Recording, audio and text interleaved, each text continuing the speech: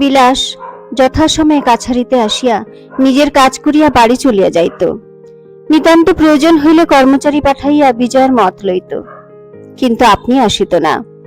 তাহাকে ডাকাইয়া না পাঠাইলে যে নিজে যাচিয়া আসিবে না, ইহাও বিজয়া বুঝিয়াছিল। অথচ তাহার আচরণের মধ্যে অনুতাপ এবং আহত অভিমানের বেদনা ভিন্ন ক্রোধের জ্বালা প্রকাশ পাইত না বলিয়া বিজয়ার নিজেরও রাগ পড়িয়া গিয়াছিল। বরঞ্চ আপনার ব্যবহারের মধ্যে কেমন যেন একটা নাটক অভিনয়ের আভাস অনুভব করিয়া তাহার মাঝে মাঝে ভারী লজ্জা করিত। প্রায় মনে হইত কত লোকেই না জানি এই লইয়া হাসি তামাশা করিতেছে। তাছাড়া যে লোক সকলের চক্ষেই এতদিন সর্বময় হইয়া বিরাজ করিতেছিল, বিশেষ করিয়া জমিদারির কাজে অকাজে সে যাহাদিগকে শাসন করিয়া শত্রু করিয়া তুলিয়াছে, তাহাদের সকলের কাছেই তাহাকে অকস্মাৎ এতখানি ছোট করিয়া দিয়া বিজয়া আপনার নিভৃত হৃদয়ে সত্যকার ব্যথা অনুভব করিতেছিল। পূর্বের অবস্থাকে ফিরাইয়া না আনিয়া শুধু এই ঘটনাকে কোনো মতে সে যদি সম্পূর্ণ না করিয়া দিতে পারিত, তাহা হইলে বাঁচিয়া যাইত। এমনি যখন তাহার মনের ভাব, সেই সময় হঠাৎ একদিন বিকালে কাছারির বেহারা আসিয়া জানাইল বিলাসবাবু দেখা করিতে চান। ব্যাপারটা একেবারে নূতন। বিজয়া চিঠি লিখিতেছিল, মুখ না তুলিয়াই কহিল, আসতে বলো। তাহার মনের ভিতরটা অজ্ঞাত আশঙ্কায় দুলিতে লাগিল। কিন্তু বিলাস প্রবেশ করিতেই সে উঠিয়া দাঁড়াইয়া শান্তভাবে নমস্কার করিয়া কহিল, আসুন। বিলাস আসন গ্রহণ করিয়া বলিল, কাজের ভিড়ে আসতে পারিনে, তোমার শরীর ভালো আছে? বিজয় ঘাড় নাড়িয়া বলিল, হ্যাঁ। সেই ওষুধটাই চলছে? বিজয় ইহার উত্তর দিল না, কিন্তু বিলাস প্রশ্নের পুনরুক্তি না করিয়া অন্য কথা কহিল। বলিল, কাল নববৎসরের নূতন দিন। আমার ইচ্ছা হয় সকলকে একত্র করে কাল সকালবেলা একটু ভগবানের নাম করা হয়। সে যে তাহার প্রশ্ন লইয়া পীড়াপিড়ি করিল না, কেবল ইহাতেই বিজয়ার মনের উপর হইতে একটা ভার নামিয়া গেল। সে খুশি হইয়া বলিয়া উঠিল, এ তো খুব ভালো কথা। বিলাস বলিল, কিন্তু নানা কারণে মন্দিরে যাওয়ার সুবিধে হলো না। যদি তোমার অমত না হয় তো আমি বলি এইখানেই। বিজয়া তৎক্ষণাৎ সম্মত হইয়া সায় দিল, এমনকি উৎসাহিত হইয়া উঠিল। কহিল, তাহলে ঘরটাকে একটুখানি ফুলপাতা লতা দিয়ে সাজালে ভালো হতো না? আপনাদের বাড়িতে তো ফুলের অভাব নেই। যদি মালিকে হুকুম দিয়ে কাল ভোর থাকতেই, কি বলেন, হতে পারে নাকি? বিলাস বিশেষ কোন প্রকার আনন্দের আড়ম্বর না দেখাইয়া সহজভাবে বলিল, বেশ, তাই হবে। আমি সমস্ত বন্দোবস্ত ঠিক করে দেব। ক্ষণকাল মৌন থাকিয়া বলিল, কাল তো বৎসরের প্রথম দিন। আচ্ছা, আমি বলি কি, অমনি একটু খাওয়া দাওয়ার আয়োজন করলে কি? বিলাস এ প্রস্তাব অনুমোদন করিল এবং উপাসনার পরে জলযোগের আয়োজন যাহাতে ভালো রকম হয় সে বিষয়ে নায়েবকে হুকুম দিয়া যাইবে জানাইল। আরো দু চারিটা সাধারণ কথাবার্তার পরে সে বিদায় গ্রহণ করিলে বহুদিনের পর বিজয়ের অন্তরের মধ্যে তৃপ্তি ও উল্লাসের দক্ষিণা বাতাস দিতে লাগিল। সেদিনকার সেই প্রকাশ্য সংঘর্ষের পর হইতে অব্যক্ত গ্লানির আকারে যে বস্তুটি তাহাকে অনুক্ষণ দুঃখ দিতেছিল, তাহার ভার যে কত ছিল, আজ নিষ্কৃতি পাইয়া সে যেমন অনুভব করিল, এমন বোধ করি কোনোদিন করে নাই। তাই আজ তাহার ব্যথার সহিত মনে হইতে লাগিল, এই কয়দিনের মধ্যেই বিলাস পূর্বেকার অপেক্ষা যেন অনেকটা রোগা হইয়া গিয়েছে। অপমান ও অনুশোচনার আঘাত ইহার প্রকৃতিকে যে পরিবর্তিত করিয়া দিয়াছে, তাহা চোখের উপর সুস্পষ্ট দেখিতে পাইয়া অজ্ঞাতসারে বিজয়ার দীর্ঘশ্বাস পড়িল এবং বৃদ্ধ রাসবিহারী সেদিনের কথাগুলি চুপ করিয়া বসিয়া মনে মনে আলোচনা করিতে লাগিল। বিলাসবিহারী তাহাকে যে অত্যন্ত ভালোবাসে, তাহা ভাষায়, ইঙ্গিতে, ভঙ্গিতে সর্বপ্রকারেই ব্যক্ত করা হইয়াছে। অথচ একটা দিনের জন্যেও সঙ্গোপনে এই ভালোবাসার কথা বিজয়ার মনে স্থান পায় নাই। বরঞ্চ সন্ধ্যার ঘনীভূত অন্ধকারে একাকী ঘরের মধ্যে সঙ্গবিহীন প্রাণটা যখন ব্যথায় ব্যাকুল হইয়া উঠে, তখন কল্পনার নিঃশব্দ পদসঞ্চারে ধীরে ধীরে যে আসিয়া তাহার পাশে বসে, সে বিলাস নয়, আর একজন।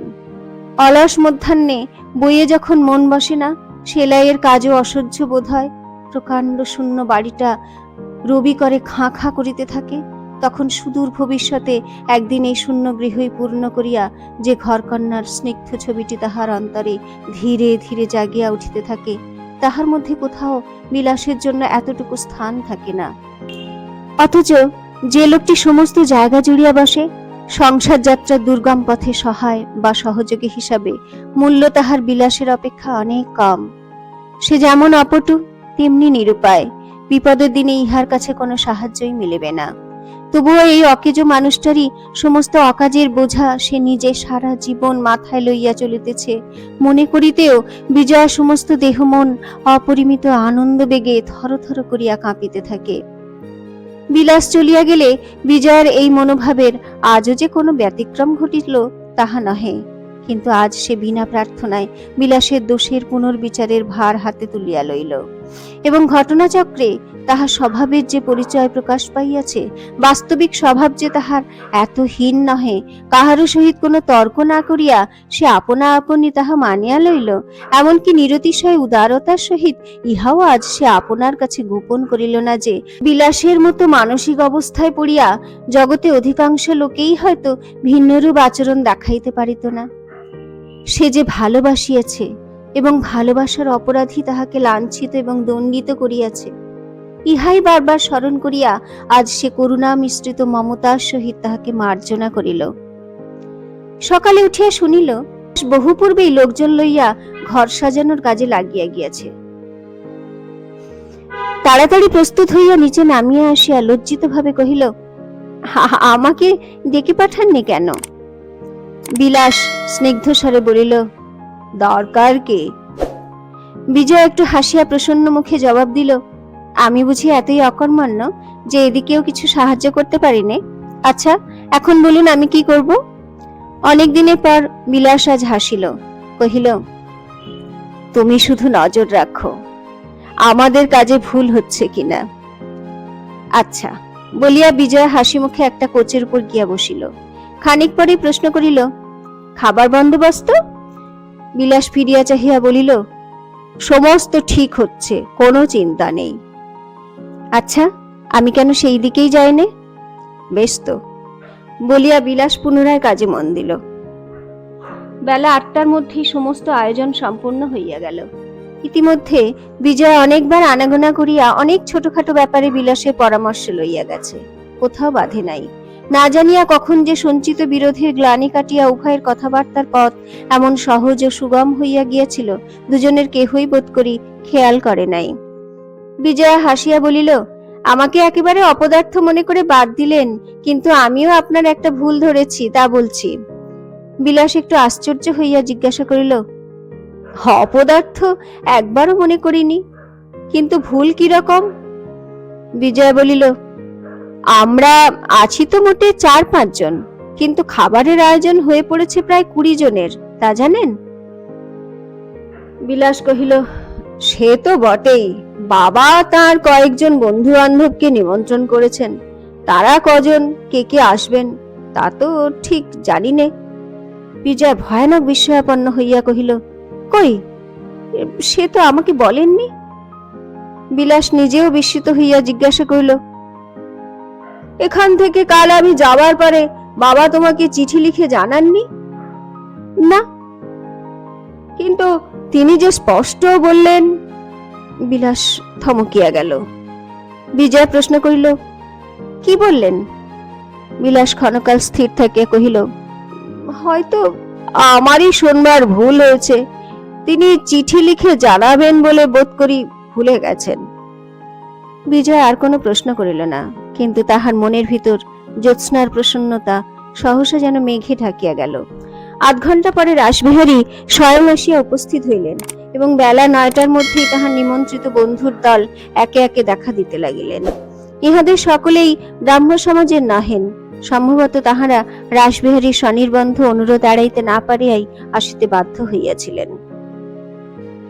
রাসবিহারী সকলকেই পরম সমাদরে গ্রহণ করিলেন এবং বিজয়ার সহিত যাহাদের সাক্ষাৎ পরিচয় ছিল না, তাহাদের পরিচিত করাইতে গিয়া অচির ভবিষ্যতে এই মেয়েটির সহিত নিজের ঘনিষ্ঠ সম্বন্ধের ইঙ্গিত করিতেও ত্রুটি করিলেন না। বিজয়া অস্ফুট কণ্ঠে অভ্যর্থনা করিয়া তাহাদিওকে আসন গ্রহণ করিতে অনুরোধ করিল। এই সকল প্রচলিত ভদ্রতা রক্ষার কার্যে সে যখন ব্যাপৃত, তখন অদূরে বাগানের সংকীর্ণ পথে দয়ালবাবু দেখা দিলেন। কিন্তু তিনি একা নহেন, একজন অপরিচিত তরুণী আজ তাহার সঙ্গে।